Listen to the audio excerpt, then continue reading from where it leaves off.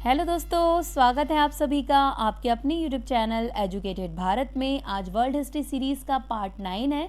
इससे पहले के 8 जो पार्ट ऑलरेडी हो चुके हैं वो आप प्लेलिस्ट में जाकर वर्ल्ड हिस्ट्री सीरीज़ ओपन करके ज़रूर देख लीजिए, क्योंकि जितने भी क्वेश्चंस हैं वो मोस्ट इंपॉर्टेंट है आपके अपकमिंग एग्जाम के लिए। आज का वीडियो भी बहुत स्पेशल होने वाला है, तो प्लीज़ वीडियो को एंड तक ज़रूर देखिएगा। वीडियो पसंद आए तो लाइक एंड शेयर ज़रूर कीजिएगा। अगर अभी तक चैनल को सब्सक्राइब नहीं किया है तो प्लीज़ चैनल को सब्सक्राइब करके बेल आइकन ज़रूर प्रेस कर दीजिए। चलिए स्टार्ट करते हैं। फर्स्ट क्वेश्चन देखिए, 1905 में खूनी रविवार कब हुआ था? ठीक है, ब्लडी संडे या खूनी रविवार कब हुआ था? तो करेक्ट आंसर यहाँ पर हो जाएगा सी, 22 जनवरी का जो दिन था 1905 में, वो खूनी रविवार के नाम से जाना जाता है। देखिए, जार राजत्व के देवीय अधिकार सिद्धांत में विश्वास करते थे। जार कौन होते थे? वो शासक होते थे या राजा होते थे। जार निकोलस द्वितीय अपने प्रशासन में निरंकुश था। लोगों को बहुत सारी शिकायतें थी। इस बीच सेंट पीटर्सबर्ग का मजदूर वर्ग हड़ताल पर चला गया। हड़ताली कर्मचारी अपनी शिकायतों के निवारण के लिए एक याचिका प्रस्तुत करने के लिए जार के स्थान पर जुलूस लेकर गए। उसका नेतृत्व फादर गैपोन ने किया। ये भी पूछा गया है कि इसका नेतृत्व किसके द्वारा किया गया था, तो फादर गैपोन के द्वारा किया गया था। जब मजदूर जार के महल में पहुंचे तो पहरेदारों ने निहत्थे भीड़ पर गोलियां चला दी। इस घटना को खूनी रविवार के नाम से जाना जाता है, क्योंकि यह 22 जनवरी 1905 रविवार को घटित हुई थी। इसे 1905 की क्रांति के नाम से भी जाना जाता है। यह घटना वास्तव में 1917 की अक्टूबर क्रांति की प्रस्तावना थी। तो मोस्ट इम्पॉर्टेंट है, ये आपको याद रखना है। राष्ट्र संघ में अंतर्राष्ट्रीय न्याय के स्थायी न्यायालय में कितने न्यायाधीश थे? ये भी क्वेश्चन पूछा गया है। सही आंसर यहाँ पर हो जाएगा ए 15, यानी कि 15 न्यायाधीश थे। देखिए, राष्ट्र संघ में अंतर्राष्ट्रीय न्याय का स्थायी न्यायालय, इसमें 15 न्यायाधीश शामिल थे और इसका मुख्यालय हेग में था। इसने अंतर्राष्ट्रीय कानून, संधियों और अन्य पारस्परिक दायित्वों की व्याख्या से जुड़े प्रश्नों पर निर्णय दिए। न्यायालय के न्यायाधीश 9 वर्षों के लिए चुने जाते थे। तो ये भी मोस्ट इंपॉर्टेंट है, आपको याद रखना है। फासिस्ट पार्टी इनमें से किस नियम का पालन कर रही थी? करेक्ट आंसर हो जाएगा डी, उपरोक्त सभी, यानी सदस्यों ने काली शर्ट पहनी थी, उनके पास हथियार थे, उनके पास अपने झंडे थे। देखिए एक्सप्लेनेशन देखते हैं। मुसोलिनी जो बोल्शेविज्म का कट्टर विरोधी था, ने साम्यवाद से लड़ने के लिए एक नई पार्टी शुरू करने का फैसला किया। मार्च 1919 में उसके नेतृत्व में फासिस्ट पार्टी की स्थापना हुई। सदस्यों ने काली शर्ट पहनी थी और वे हथियारों से लैस थे। पार्टी का अपना झंडा था। सदस्य पूर्णतः अनुशासित थे और मुसोलिनी उनका मुख्य सेनापति था। तो ये आपको याद रखना है। प्रधानमंत्री मुसोलिनी द्वारा उठाया गया कदम कौन सा था? ये बहुत बार पूछा गया है। देखिए, सही आंसर हो जाएगा डी, केवल वफादार सदस्यों को मंत्री के रूप में नियुक्त किया गया था मुसोलिनी के द्वारा। देखिए, मुसोलिनी एक कार्य उन्मुख प्रधानमंत्री थे। उन्होंने प्रशासन के पुनर्गठन के लिए निम्नलिखित कदम उठाए। नेपल्स और सिसिली के अंदरूनी इलाकों में रहने वाले डकैतों को कुचल दिया। मजदूरों की आर्थिक एवं सामाजिक स्थिति में सुधार हुआ। ट्रेड यूनियनों को समाप्त कर दिया गया। संसद की सारी शक्तियां छीन ली गई। केवल नेता के प्रति वफादार सदस्यों को ही मंत्री और अधिकारी नियुक्त किया गया था। तो ये मोस्ट इंपॉर्टेंट है, ये भी आपको याद रखना है। हिटलर द्वारा बनाई गई दोनों पार्टियों में से एक सदस्य काले कपड़े पहनते थे, दूसरे दल के सदस्यों ने क्या पहनते थे वो? तो करेक्ट आंसर यहाँ पर हो जाएगा सी, भूरा के पहनते थे। एक काला पहनते थे और दूसरी पार्टी भूरा। देखिए, हिटलर ने 2 सैन्य निकाय भी बनाए। सदस्यों ने भूरे रंग की शर्ट पहनी हुई थी और वहाँ पर लाल पट्टे व काले स्वास्तिक का निशान बना हुआ था। एक अन्य प्रभाग को ब्लैक शर्ट कहा जाता था। वे नाजी पार्टी के नेताओं के अंगरक्षक थे। तो ये मोस्ट इंपॉर्टेंट है। देखिए, इस तरह के क्वेश्चन पूछे गए हैं, आपको ये क्वेश्चन जरूर से याद रखना है। इल्ड्यूज या सर्वोच्च कमांडर के रूप में कौन उभरा? तो करेक्ट आंसर हो जाएगा ए, मुसोलिनी। मुसोलिनी इल्ड्यूज या सर्वोच्च कमांडर के रूप में उभरा था। देखिए, 1933 में जर्मनी का चांसलर बनने पर हिटलर ने पुनः शस्त्रीकरण कार्यक्रम चलाया। उनकी आक्रामक विदेश नीति के कारण द्वितीय विश्व युद्ध हुआ। इसी प्रकार मुसोलिनी ने इटली में फांसीवाद आंदोलन का आयोजन किया। वह तानाशाही, आक्रामक विदेश नीति और औपनिवेशिक नीति में विश्वास करते थे। इस प्रकार वह इल्ड्यूस या सर्वोच्च कमांडर के रूप में उभरा। यूरोप में तानाशाही के उद्भव ने द्वितीय विश्व युद्ध का मार्ग प्रशस्त किया था। तो मोस्ट इंपॉर्टेंट है, आपको ये याद रखना है। अप्रैल 1940 में जर्मनी ने कब्जा कर लिया। जर्मनी ने किस पे कब्जा कर लिया? सही आंसर यहाँ पर हो जाएगा डी, डेनमार्क पर। जर्मनी ने डेनमार्क पर कब्जा कर लिया था। देखिए अप्रैल 1940 में जर्मनी ने डेनमार्क और नॉर्वे पर कब्जा कर लिया। मई 1940 में हॉलैंड और बेल्जियम पर कब्जा कर लिया गया। जून 1940 में जर्मनी ने फ्रांस पर हमला किया और उस पर भी कब्जा कर लिया। इटली ने उत्तरी अफ्रीका में ब्रिटिश सेना के खिलाफ लड़ाई लड़ी। मुसोलिनी ने जर्मन समर्थन से ग्रीस पर आक्रमण किया और उस पर कब्जा कर लिया। यूगोस्लाविया और क्रेते पर जर्मनों का कब्जा हो गया था। तो ये आपको याद रखना है 1940। किस वर्ष ईरान ने अपने देश में घूम रहे रूसी सैनिकों के विरुद्ध शिकायत की? तो करेक्ट आंसर हो जाएगा ए 1946 में ईरान ने अपने देश में घूम रहे रूसी सैनिकों के विरुद्ध शिकायत की थी। देखिए 1 जनवरी 1946 को ईरान ने संयुक्त राष्ट्र संघ के समक्ष रूस के विरुद्ध शिकायत प्रस्तुत की। संघर्ष का मूल कारण ईरान में रूसी सैनिकों की तैनाती थी। इसके परिणाम स्वरूप यूएनओ ने बहुत बड़ा कड़ा रुख अपनाया। ईरान से रूसी सेनाएं हटा ली गई जो कई वर्षों से वहां तैनात थी।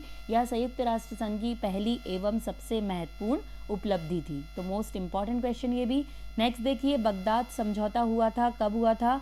करेक्ट आंसर हो जाएगा बी 1955 में बगदाद समझौता हुआ था। देखिए 1955 से 58 के बीच पश्चिम एशिया शीत युद्ध का केंद्र बना रहा।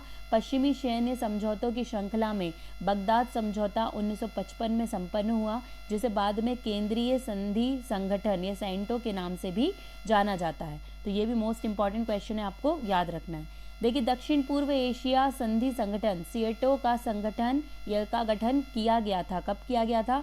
करेक्ट आंसर हो जाएगा ए 1954 में। मोस्ट इंपॉर्टेंट क्वेश्चन है ये भी।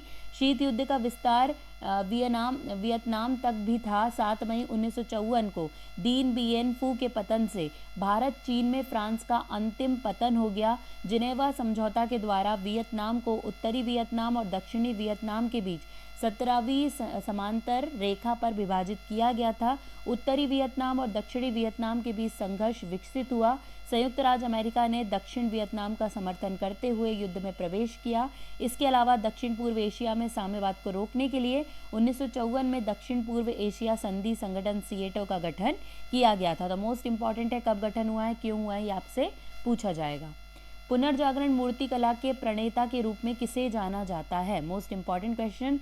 सही आंसर यहाँ पर हो जाएगा डी लॉरेंजो घिबर्टी। आपको याद रखना है लॉरेंजो घिबर्टी का नाम। पुनर्जागरण काल के दौरान मूर्तिकला में भी प्रगति देखी गई थी। यह अधिक मौलिक और सुंदर था। पुनर्जागरण मूर्तिकला के प्रणेता लॉरेंजो घिबर्टी थे। फ्लोरेंस के बैप्टिस्टी के शानदार दरवाजे उन्हीं की उत्कृष्ट कृति थी। तो आपको याद रखना है लॉरेंजो घिबर्टी का नाम। कौन सी पुस्तक यूरोप और सुदूर पूर्व के बीच सभी ज्ञात व्यापारों का वर्णन करती है? तो सही आंसर यहाँ पर हो जाएगा ए एक व्यापारिक पुस्तिका। ठीक है, ये आपको याद रखना है। चीन और भारत के बारे में मार्को पोलो और निकोलो पोलो के यात्रा वृत्तांतों ने पूर्वी देशों की शानदार संपत्ति के बारे में यूरोपीय लोगों में बहुत उत्साह जगाया। यात्राओं के अन्य वृत्तांतों ने भी अन्वेषणों को प्रोत्साहित किया। एक व्यापारी पुस्तिका में यूरोप और सुदूर पूर्व के बीच सभी ज्ञात मार्गों का वर्णन किया गया है। इसी तरह फेथफुल क्रूसेडर के रहस्यों ने एशियाई शहरों के बारे में बताया है। तो मोस्ट इंपॉर्टेंट है, आपको ये याद रखना है। 15वीं शताब्दी में नेविगेटर था। तो यहाँ पर करेक्ट आंसर इसका हो जाएगा बी हेनरी। ठीक है, हेनरी 15वीं शताब्दी में नेविगेटर था। देखिए अभियानों की पहली बड़ी लहर पुर्तगाल द्वारा शुरू की गई थी। इसका शासक हेनरी था, जिसे आमतौर पर नेविगेटर के नाम से जाना जाता था। उनके प्रयासों के परिणाम स्वरूप मदीरा और अजोरेस द्वीपों की खोज की गई थी। हेनरी द नेविगेटर की मुख्य परियोजना अफ्रीका के पश्चिमी तट की खोज थी। तो मोस्ट इंपॉर्टेंट है। देखिए जॉन कैल्विन की पहली प्रकाशित कृति के रूप में किसे जाना जाता है? क्वेश्चन बहुत बार रिपीट हुआ है। सही आंसर हो जाएगा ए सेनेका के डी क्लेमेंटिया पर टिप्पणी। ये जॉन कैल्विन की पहली प्रकाशित कृति के रूप में जाना जाता है। फ्रांसीसी विरोध सुधारक जॉन कैल्विन का जन्म फ्रांस में हुआ था। उन्होंने पेरिस विश्वविद्यालय में मानविकी और कानून का अध्ययन किया। उन्होंने 1532 में डॉक्टर ऑफ लॉ की उपाधि प्राप्त की। उनका पहला प्रकाशित काम रोमन दार्शनिक सेनेका की डी क्लेमेंटिया पर एक टिप्पणी था। तो ये मोस्ट इंपॉर्टेंट है, जॉन कैल्विन का नाम आपको याद रखना है। बोस्टन नरसंहार किस वर्ष हुआ? सही आंसर हो जाएगा बी 1770। याद रखना है बोस्टन नरसंहार कब हुआ, तो 1770 में हुआ। 5 मार्च 1770 को बोस्टन में विरोध प्रदर्शन के दौरान ब्रिटिश सैनिकों ने 5 अमेरिकियों की हत्या कर दी थी। इसे बोस्टन नरसंहार के नाम से जाना जाता है। इस घटना के बाद टाउनशेड कानूनों को निरस्त कर दिया गया था। तो मोस्ट इम्पॉर्टेंट है 5 मार्च 1770 जब बोस्टन नरसंहार हुआ था। जीवन, स्वतंत्रता और डैश सही शब्द है, तो करेक्ट आंसर हो जाएगा बी जीवन, स्वतंत्रता और खुशी की खोज। ये आपको याद रखना है। स्वतंत्रता की घोषणा में पुरुषों के अस्थानांतरणीय अधिकारों अर्थात जीवन, स्वतंत्रता और खुशी की तलाश पर जोर दिया गया था। निम्नलिखित में से कौन सा प्राचीन यूनानियों का मुख्य व्यवसाय था? बहुत इंपॉर्टेंट है। सही आंसर हो जाएगा बी समुद्री व्यापार। ये प्राचीन यूनानियों का मुख्य व्यवसाय था। यूनानी सभ्यता काफ़ी समृद्ध थी और इस एजियन सभ्यता के लोग सुमेरियन और मिस्रवासियों की क्यूनिफॉर्म और सचित्र लेखन का उपयोग करते थे। समुद्री व्यापार उनका मुख्य व्यवसाय था। द स्पिरिट ऑफ लॉज किसके द्वारा लिखा गया है? मोस्ट इंपॉर्टेंट है, कई बार पूछा गया है। सही आंसर हो जाएगा डी मॉन्टेस्क्यू के द्वारा लिखा गया है द स्पिरिट ऑफ लॉज। देखिए, फ्रांसीसी दार्शनिक के लेखन और उपदेशों ने आम लोगों को क्रांति के लिए तैयार किया। मॉन्टेस्क्यू ने अपनी पुस्तक द स्पिरिट ऑफ लॉज में संवैधानिक सरकार की वकालत की। उन्होंने लोकतंत्र के प्रभावी कामकाज को सुनिश्चित करने के लिए कार्यपालिका, विधायिका और न्यायपालिका में शक्तियों को अलग करने का विचार पेश किया था। तो मोस्ट इम्पॉर्टेंट है, ये बहुत बार पूछा गया है, आपको याद रखना है। फ्रांसीसी क्रांति के संबंध में स्टेट जनरल के तीसरे एस्टेट चैम्बर को इस रूप में जाना जाता है। सही आंसर हो जाएगा बी राष्ट्रीय सभा के रूप में जाना जाता है। देखिए, स्टेट जनरल में 3 एस्टेट चैम्बर शामिल थे।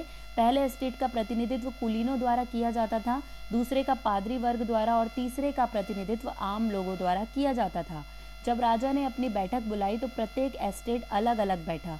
हालांकि तीसरी संपत्ति के सदस्यों ने संयुक्त बैठक और प्रत्येक सदस्य के लिए एक वोट की मांग की। चूंकि प्रथम और द्वितीय एस्टेट ने इस मांग को स्वीकार नहीं किया, इसलिए गतिरोध उत्पन्न हुआ और 17 जून 1789 को तृतीय एस्टेट ने स्वयं को राष्ट्रीय सभा घोषित कर दिया था। तो मोस्ट इम्पॉर्टेंट है, आपको ये याद रखना है। गणतांत्रिक सरकार की स्थापना करने वाले नव युवकों के समूह को क्या कहा जाता था? तो यहाँ पर करेक्ट आंसर हो जाएगा सी गिरोंडिट्स के नाम से, है ना, इन्हें जाना जाता था। देखिए, कॉर्डेलियर क्लब का नेतृत्व डेंटन ने किया, ये भी पूछा जाता है, आपको याद रखना है। तो गिरोंडिस्ट वाकपटु नव युवक का एक समूह था और सरकार का एक गणतांत्रिक स्वरूप स्थापित करने के पक्ष में था। मैडम रोलैंड गिरोंडिस्ट की एक प्रमुख सदस्य थी। ठीक है, जो मैडम रोलैंड थी ये भी गिरोंडिस्टों की एक प्रमुख सदस्य थी। आपको ये भी याद रखना है क्योंकि पूछा जाता है। नेक्स्ट, निम्नलिखित में से किस संधि से द्वितीय विश्व युद्ध समाप्त हुआ? तो करेक्ट आंसर हो जाएगा ए शांति संधियों से द्वितीय विश्व युद्ध समाप्त हुआ था। सहयोगी शक्तियां मुख्य रूप से यूनाइटेड किंगडम मतलब यूके, सोवियत संघ, संयुक्त राज्य अमेरिका और फ्रांस जो विजयी हुए ने अंत यानी कि बाद में इटली, छोटी धुरी शक्ति और रोमानिया, हंगरी, बुल्गारिया और फिनलैंड के साथ शांति संधियों के विवरण पर बातचीत की और 1945 में फिर द्वितीय विश्व युद्ध समाप्त हो गया। नेशनल असेंबली के संबंध में निम्नलिखित कथनों पर विचार कीजिए।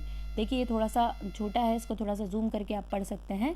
तो यहाँ पर करेक्ट आंसर क्या हो जाएगा इसका? तो बी करेक्ट हो जाएगा, केवल 2 ही सही है। इसने फ्रांस को एक संवैधानिक राजतंत्र में बदल दिया। नेशनल असेंबली के बारे में सिर्फ ये वाला कथन बिल्कुल सही है। देखिए, इसका हम एक्सप्लेनेशन देख लेते हैं। एस्टेट जनरल में मतदान इस सिद्धांत के अनुसार आयोजित किया गया था कि प्रत्येक एस्टेट में एक वोट होता है। लुई सोल्वे उसी प्रथा को जारी रखने के लिए कृत संकल्प थे, लेकिन तीसरी संपत्ति के सदस्यों ने मांग की कि मतदान अब समग्र रूप से विधानसभा द्वारा आयोजित किया जाएगा, जहां प्रत्येक सदस्य के पास एक वोट होगा। जब राजा ने इस प्रस्ताव को अस्वीकार कर दिया तो तीसरी संपत्ति के सदस्य विरोध में सभा से बाहर चले गए। नेशनल असेंबली ने 1791 में संविधान का मसौदा पूरा किया। इसका उद्देश्य सम्राट की शक्तियों को सीमित करना था। ये शक्तियां अब एक व्यक्ति के हाथों में केंद्रित होने के बजाय अलग हो गई और अलग अलग संस्थाओं, विधायिका, कार्यपालिका, न्यायपालिका को सौंप दी गई। इसने फ्रांस को एक संवैधानिक राजतंत्र बना दिया था। तो मोस्ट इंपॉर्टेंट है, आपको याद रखना है, एक्सप्लेनेशन भी इसका याद रखना है। नेक्स्ट देखिए, निम्नलिखित पर विचार करें। सोशलिस्ट रिवॉल्यूशनरी पार्टी बोल्शेविक और मेंशेविक में विभाजित हो गई। बोल्शेविक चाहते थे कि पार्टी की सदस्यता सभी के लिए खुली होना चाहिए। इनमें से कौन सा सही है? तो करेक्ट आंसर हो जाएगा डी। ना तो एक सही है और ना ही दो, दोनों ही सही नहीं है। देखिए, रूसी सोशल डेमोक्रेटिक वर्कर्स पार्टी की स्थापना 1898 में समाजवादियों द्वारा की गई थी, जो मार्क्स के विचारों का सम्मान करते थे। कुछ रूसी समाजवादियों ने महसूस किया कि समय समय पर भूमि को विभाजित करने की रूसी किसान प्रथा ने उन्हें प्राकृतिक समाजवादी बना दिया। इसलिए किसान मजदूर नहीं क्रांति की मुख्य ताकत होंगे और रूस अन्य देशों की तुलना में अधिक तेजी से समाजवादी बन सकता है।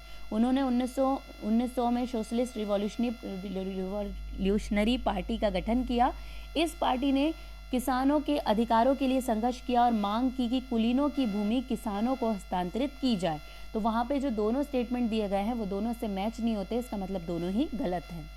सोवियत रूस में कृषि के सामूहिकीकरण के संबंध में निम्नलिखित कथनों पर विचार करें।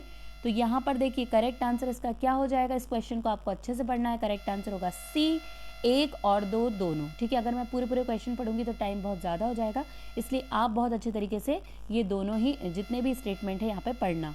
देखिए, 1928 में पार्टी के सदस्यों ने अनाज उत्पादक क्षेत्रों का दौरा किया, जबरन अनाज संग्रह की निगरानी की और कुलकों पर छापा मारा, जो कि संपन्न किसानों के नाम था। अतः कथन एक सही है। चूंकि कमी जारी रही, इसलिए खेतों को एकत्रित करने का निर्णय लिया गया।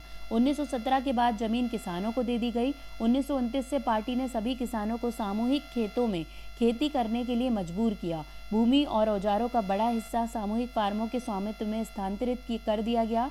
किसान जमीन पर काम करते थे और सामूहिक लाभ साझा किया करते थे। तो कथन 2 भी सही है। तो दोनों ही कथन यहाँ पर सही हो जाएंगे। नेक्स्ट देखिए, रूसी क्रांति के संबंध में निम्नलिखित कथनों पर विचार करना है। तो यहाँ पर करेक्ट आंसर हो जाएगा सी, 1 और 2 दोनों ही सही है। ये 2 चरणों में हुआ था। व्लादिमीर लेनिन के नेतृत्व में बोल्शेविक गुट रूसी क्रांति में विजयी हुआ था। देखिए, रूसी क्रांति 2 चरणों में हुई थी। पहला चरण 1917 के फरवरी महीने में हुआ था, इसलिए इसे फरवरी क्रांति कहा जाता है। इस चरण के दौरान जार को उखाड़ फेंका गया और केरेंस्की जैसे मध्यम वर्ग के नेताओं के नेतृत्व में एक अस्थायी सरकार का गठन किया गया। दूसरे चरण के दौरान, जिसे अक्टूबर क्रांति कहा जाता है, बोल्शेविकों ने सत्ता संभाली और इस बिंदु के बाद रूस आधिकारिक तौर पर सोवियत रूस बन गया। अतः कथन 1 सही है। फरवरी क्रांति के समय लेनिन स्विट्जरलैंड में निर्वासन में थे। उनके नेतृत्व में बोल्शेविक पार्टी ने कम्युनिस्ट आंदोलन की कमान संभाली और एक योजनाबद्ध तख्ता पलट में अस्थायी सरकार को उखाड़ फेंका। तो कथन 2 भी सही है। तो आपको याद रखना है, 1 और 2 दोनों ही कथन सही है। मुस्तफ़ा कमाल पाशा के संबंध में विचार करना है इन कथनों पर। यहाँ पर करेक्ट आंसर हो जाएगा सी, केवल 1 और 2 ही सही है। देखिए, हम इसका एक्सप्लेनेशन देख लेते हैं। पराजित ऑटोमन सुल्तान ने सेवर्स की एक अपमानजनक संधि स्वीकार कर ली थी, जिसमें तुर्की राष्ट्र को ही कई भागों में विभाजित कर दिया गया था और मित्र शक्तियों के बीच युद्ध की लूट के रूप में साझा किया गया था। इससे राष्ट्रवादी तुर्कों में आक्रोश भड़क गया। एक राष्ट्रवादी सरकार का गठन किया गया। उसने आक्रमणकारियों के खिलाफ कड़ा युद्ध छेड़ दिया। उन्हें अधिक उचित समाधान स्वीकार करने के लिए बातचीत की मेज पर वापस आने के लिए मजबूर किया। इस प्रकार कथन 1 सही है। परिणाम स्वरूप कमाल पाशा ने तुर्की को एक गणतंत्र में परिवर्तित कर दिया और लोकतांत्रिक चुनाव कराए। उनके नेतृत्व में आधुनिकीकरण कार्यक्रम चलाया गया। तो कथन 2 भी सही है। कमाल पाशा ने ही तुर्की को लोकतांत्रिक गणराज्य में परिवर्तित करने की प्रक्रिया में खलीफा का पद समाप्त कर दिया था। तो कथन 3 जो है वो गलत हो जाता है, मतलब 1 और 2 ही सही है, तीसरा सही नहीं है। Next, international working man association के संबंध में निम्नलिखित पर विचार करें। तो यहाँ पर करेक्ट आंसर इसका हो जाएगा ए, केवल 1। इसे फर्स्ट इंटरनेशनल के नाम से भी जाना जाता था।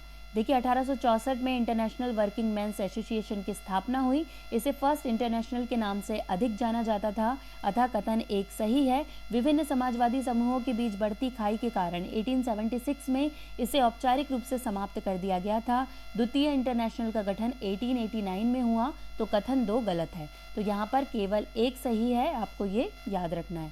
तथा कथित ओपन डोर पॉलिसी निम्नलिखित में से किस क्षेत्र के लिए अपनाई गई थी?